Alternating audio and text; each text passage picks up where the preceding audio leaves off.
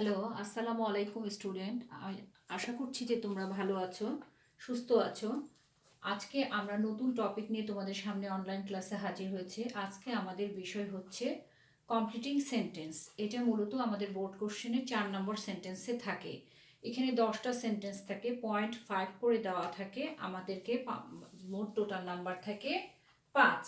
এখন দেখো, বিগত বছরগুলো যদি আমরা পর্যালোচনা করি, আমাদের সেকেন্ড পার্টে এটা খুবই একটা, যদি একটু প্র্যাকটিস করা যায় তাহলে খুবই একটা সহজ নাম্বার তোলার একটা মানে আইটেম। এখানে কি করা হচ্ছে, তোমরা অলরেডি ক্লাস 10এও করে এসছো কমপ্লিট সেন্টেন্স। তবে 10-এর চেয়ে এখানে খানিকটা পার্থক্যটা এটাই যে এইচএসসিতে কি করা হয়, একটা সাবজেক্ট প্রথমে, একটা বাক্য প্রথমে দিয়ে দেওয়া হয় এবং ওই বাক্যের আলোকে আমাকে দ্বিতীয় সেন্টেন্সটা পূরণ করতে হয়। আর আমাদের 10-এ খুব আসে সম্ভবত যে শুধু একটা সেন্টেন্স, সেটা আমাকে কোনো ক্লজ বা ফ্রেজ দিয়ে পূরণ করতে হয়। আর এইচএসসিতে যেটা করতে হয় যে আমার প্রথম বাক্যের আলোকে বা শেষ বাক্যের আলোকে আমাকে কমপ্লিটটা করতে হয়। তো এখন কমপ্লিটিং সেন্টেন্স করার পূর্বে আমি তোমাদেরকে সেন্টেন্স সম্পর্কে সংক্ষেপে একটু কথা বলতে চাই। সেটা হচ্ছে, আমরা জানি সেন্টেন্স কি, কতগুলো ওয়ার্ড পাশাপাশি বসে আমাদের মনের একটা সম্পূর্ণ ভাব প্রকাশ করবে, সেটাকে বলা হচ্ছে সেন্টেন্স। মূলত সেন্টেন্সটাকে আমি 3 ভাগে ভাগ করতে পারি: সিম্পল, কমপ্লেক্স, কম্পাউন্ড। এখন সিম্পল সেন্টেন্সটা কি, যেটাতে একটা মাত্র স্বাধীন বাক্য থাকবে, একটা বাক্যাংশ থাকবে, সেখানে সাবজেক্ট থাকবে, ফাইনাইট ভার্ব থাকবে, এক্সটেনশন থাকবে। আই ইট রাইস, দেখো এখানে আমি ভাত খাই, তাহলে I subject, eat finite verb, rice এক্সটেনশনের মধ্যে ফেললাম। তাহলে এটা একটা স্বাধীন বাক্য। কমপ্লেক্স সেন্টেন্সে দুটো ক্লজ থাকবে, বাক্যাংশ থাকবে। একটা থাকবে প্রিন্সিপাল ক্লজ, আর একটা থাকবে সাবঅর্ডিনেট ক্লজ। সাবঅর্ডিনেট মানে কারো অধীনে থাকা। এখন এই সাবঅর্ডিনেট ক্লজটা প্রিন্সিপাল ক্লজের উপর নির্ভরশীল হবে। প্রিন্সিপাল ক্লজের একটা স্বাধীন মানে থাকবে, আর সাবঅর্ডিনেট ক্লজটা প্রিন্সিপাল ক্লজের সাথে যুক্ত হয়ে সে মানেটা পুরোটা প্রকাশ করবে। এর আলাদা কোনো মানে থাকবে না, সম্পূর্ণ বাক্য সে হবে না। যেমন ধরো, উই ইট রাইস, এটা একটা স্বাধীন বাক্য, প্রিন্সিপাল ক্লজ। কারণ এখানে বাক্যের যে বাক্য হতে গেলে যে এলিমেন্টসগুলো লাগে, সাবজেক্ট, ফাইনাল ভার্ব, এক্সটেনশন, এটা আছে। এখন দেখো, এখানে আছে সো দ্যাট, কনজাংশন আছে, তারপরে কি করা হচ্ছে, উই ক্যান লিভ, যাতে করে আমরা বাঁচি। এটার কিন্তু আলাদা কোনো মানে হচ্ছে না। এটা তখনই পূরণ পাচ্ছে মানেটা যখন আমার এটা প্রিন্সিপাল ক্লজ সাথে যুক্ত হচ্ছে। তাহলে কি হলো, we eat rice so that we can live. আমাদের যেটা থাকবে, উই ইট রাইস দিয়ে একটা টান দেওয়া থাকলো, তখন আমাকে কি করতে হবে, এই বাকি অংশটা পূরণ করতে হবে। কম্পাউন্ড সেন্টেন্সে কি হচ্ছে, দুটো ক্লজ থাকছে এবং দুটোরই স্বাধীন মানে থাকছে। যেমন আমি এখানে বলতে পারি উই ইট রাইস, আমরা ভাত খাই, অ্যান্ড সো, এবং আমরা কি করি, উই ক্যান লিভ, আমরা এই জন্য বাঁচি। এই কম্পাউন্ড সেন্টেন্সটার দুটো আলাদা আলাদা বাক্যাংশ থাকবে, দুটোই স্বাধীন থাকবে, দুটোরই আলাদা মানে থাকবে, এবং সেটা সাধারণত and, so, but, or, not এগুলো জাতীয় কনজাংশন দ্বারা যুক্ত হবে। এটা হচ্ছে আমাদের কমপ্লিটিং করতে গেলে সাধারণত এই সেন্টেন্সগুলো সম্পর্কে যদি আমরা ধারণা থাকে তাহলে আমাদের বুঝতে একটু ইজি হবে। এইবার আসো, আমরা মোটামুটি যে সমস্ত কমপ্লিটিং করতে গেলে যে সমস্ত ফ্রেজ বা ক্লজগুলো লাগে সেইটার রুলগুলো সম্পর্কে আমরা জেনে নিই। এখন দেখো, বিকজ, বিকজ মানে তোমরা আগেই জানো যে মানে হচ্ছে কারণ। তাহলে কোনো একটা বাক্যে যদি কারণ ব্যাখ্যা করা থাকে তাহলে কি করা হচ্ছে, সেখানে আমি বিকজ এই অংশটা ব্যবহার করতে পারি। তাহলে কি করা হচ্ছে, প্রিন্সিপাল, এবং এটা সাধারণত প্রিন্সিপাল বাক্যের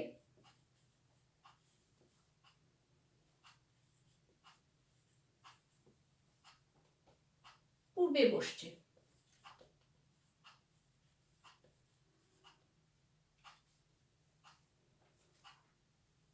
এবং এটা কি, বিকজটা হচ্ছে তোমার একটা সাবঅর্ডিনেট কনজাংশন।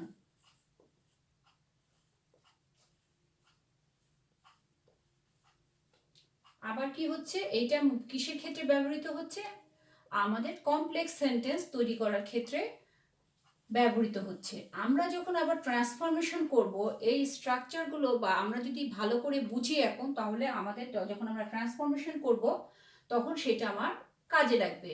আবার এটার কি হচ্ছে, একটা ক্লজ যদি পাস্ট ইনডিফিনিট টেন্স হয়, অন্য ক্লজটা কি হবে, অন্যটাও পাস্ট ইনডিফিনিট টেন্সে হবে। তাহলে কি হবে, একটি ক্লজ যদি পাস্ট ইনডিফিনিট টেন্সে হয়, অন্যটি পাস্ট ইনডিফিনিট টেন্সে হবে।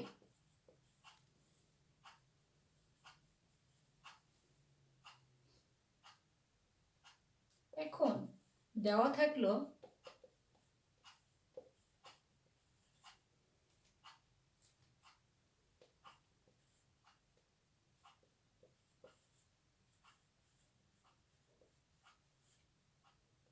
আবার একটা যদি ফিউচারে থাকে, আমরা অপর ক্লজটাকে প্রেজেন্ট ইনডিফিনিট দিয়ে পূরণ করতে পারবো।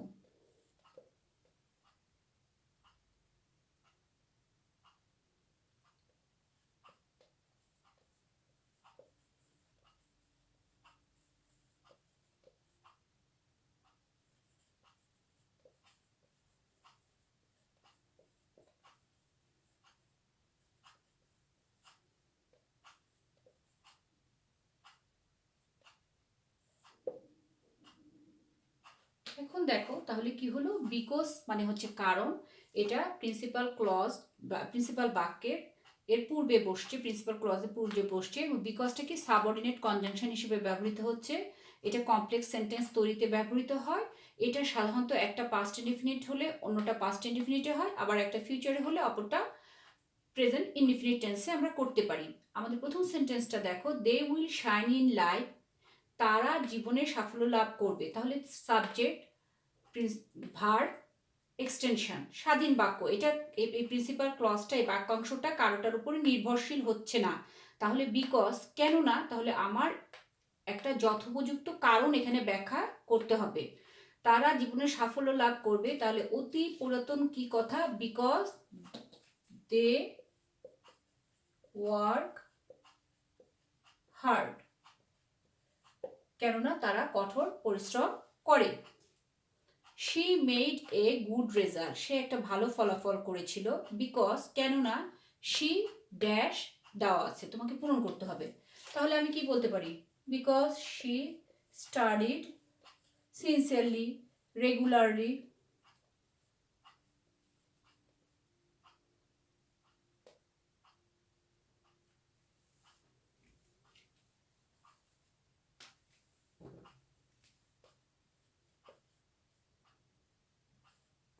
রেগুলারলি বানানটা একটু কনফিউশন আছে। ঠিক আছে, REGULARLY। আচ্ছা, তাহলে কি হলো, এভাবে আমাকে কমপ্লিট করতে হবে। কিন্তু এখন আমাদের এইচএসসিতে যেমন থাকে, আমি যদি বলি হি ইজ এ পুয়ার বয়, আমাদের যেটা থাকবে, আমি উদাহরণ দিয়ে একটু বোঝানোর চেষ্টা করছি। হি ইজ সো পোর দিয়ে আমাকে পূরণ করতে দিল। এখন আমার যদি এইখানে প্রথমেই দেওয়া থাকে হি ইজ এ পুয়ার বয়, সে হচ্ছে অতিশয় একটা দরিদ্র ছেলে। হি ইজ সো পুয়ার, সে এতটাই গরিব যে, এখন আমার এইচএসসি স্টুডেন্টরা যদি লেখে যে হি ক্যান্ট বাই এ কার, তাহলে আমি যদি এক্সামিনার হই, তাহলে কিন্তু আমার কাছে বাক্যটা যথোপযুক্ত মনে হবে না। কারণ কি, যে সে খুবই গরিব, সে এতটাই গরিব যে সে একটা গাড়ি কিনতে পারে না। তাহলে সে তো গরিব বলাই হচ্ছে আমার প্রথম বাক্যটাতে। তাহলে আমার এইটার সাথে মানানসই প্রথম যে বাক্যটা দেওয়া থাকবে তার সাথে মানানসই করে আমাকে দ্বিতীয় সেন্টেন্সটা পূরণ করতে হবে, কমপ্লিট করতে হবে। তাহলে আমি সেখানে বলতে পারি she can not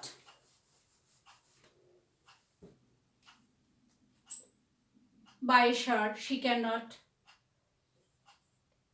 eat properly, সে যথোপযুক্তভাবে খেতে পায় না, আমি এ কথাটা বলতে পারি। কিন্তু তার দারিদ্রতার সাথে গাড়ি কেনার সম্পর্কটাকে খুব একটা যুক্তিসঙ্গত মনে হয় না। কাজে কমপ্লিটিং করতে গেলে আমাকে অবশ্যই যেহেতু দুটো বাক্য দেওয়া থাকবে, হয় শেষেরটা দেওয়া থাকবে নতুবা প্রথমটা দেওয়া থাকবে, তার উপর বেসিস করে আমাকে সেন্টেন্সটা কমপ্লিট করতে হবে। এরপর চলে আসি আমি নেক্সট আইটেমে। তাহলে আমাদের যখন কারণ যুক্ত থাকবে তখন আমরা কমপ্লিট করতে গেলে বিকজ ব্যবহার করব। আবার দেখো অ্যান্ড, অ্যান্ড কি হচ্ছে, অ্যান্ড আমি যখন সমজাতীয় দুটো বাক্য বুঝাচ্ছি, দুটো যদি সমজাতীয় বাক্য বুঝাচ্ছি তখন আমি সেই সেন্টেন্সটাকে অ্যান্ড দিয়ে যুক্ত করছি।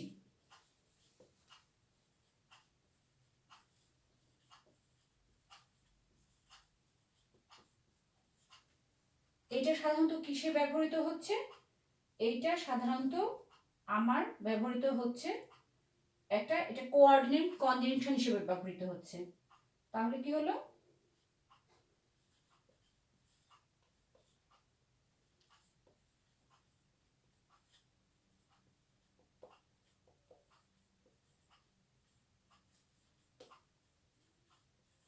কোঅর্ডিনেট মানে দুটো যুক্ত করছি, সমন্বয় করছি।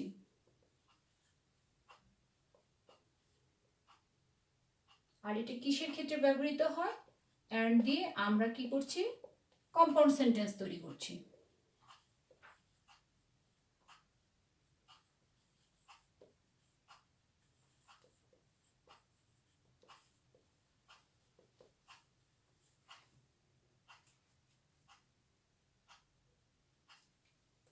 এটা কোন ক্ষেত্রে ব্যবহৃত হচ্ছে?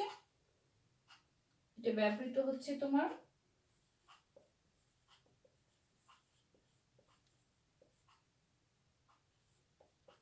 কারণযুক্ত যে ক্লজটি থাকছে সেটার পরে।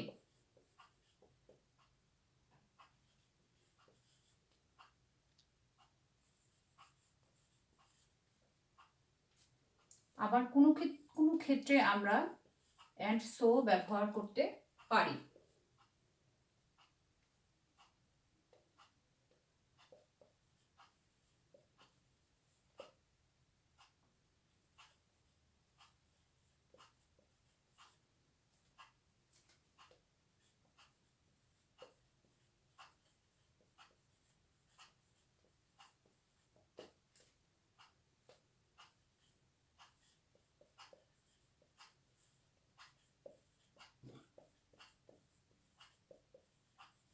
যেমন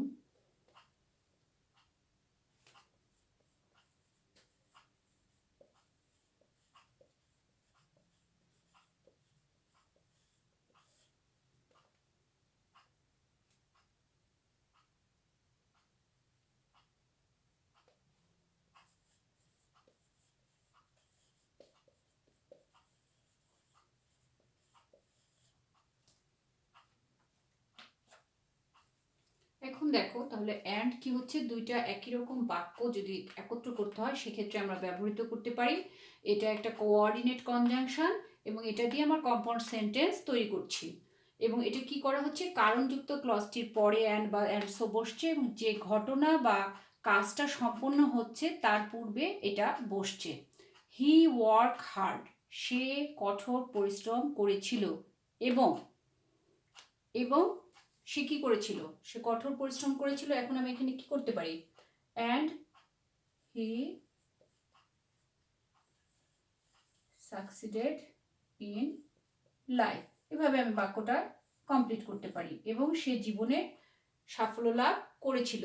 উই ওয়েন্ট দেয়ার, আমরা সেখানে গিয়েছিলাম। অ্যান্ড উইটা আমি এখানে দ্বিতীয় ক্লজে যেহেতু একই সাবজেক্ট সেটাতে আমি উজ্জ্ব রাখতে পারি।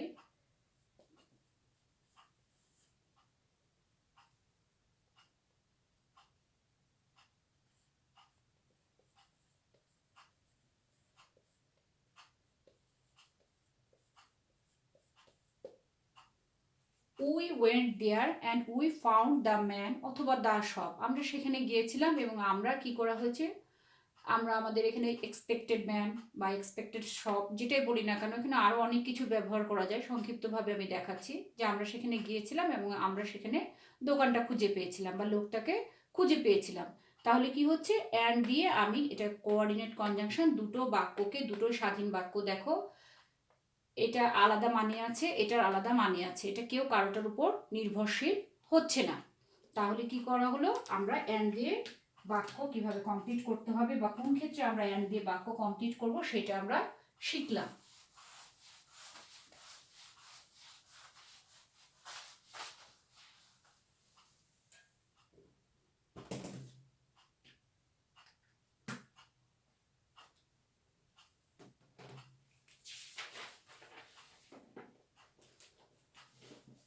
এখন দেখো বাট মানে কি, বাট মানে হচ্ছে কিন্তু,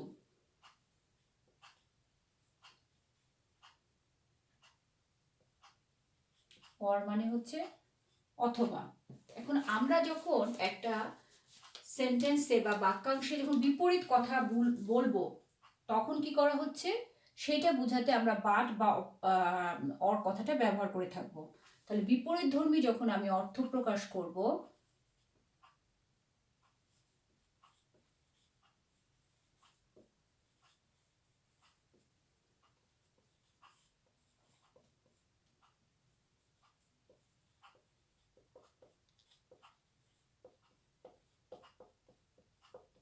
তখন আমরা কি করব, বাট বা অর ব্যবহার করে থাকবো।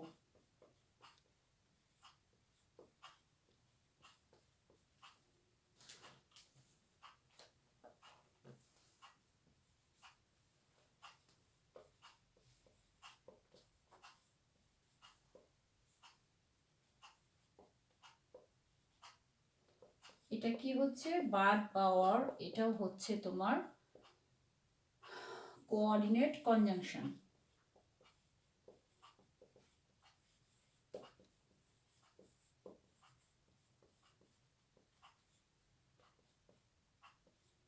এটা কিসের ক্ষেত্রে ব্যবহার করছি, কম্পাউন্ড সেন্টেন্স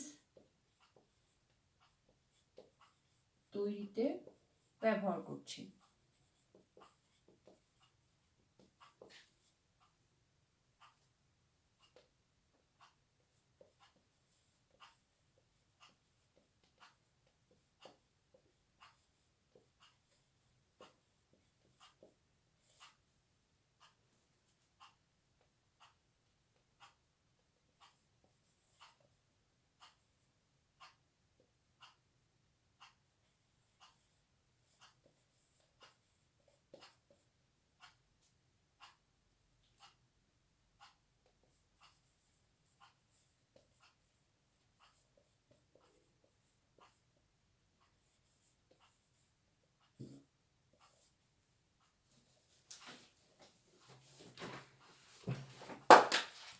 তাহলে দেখো, বা মানে হচ্ছে কিন্তু, অর মানে অথবা, এইটা সাধারণত কি করছি, আমি বিপরীত ধর্মী অর্থ প্রকাশ করতে দুটো প্রিন্সিপাল ক্লজকে করার ক্ষেত্রে ব্যবহার করছি।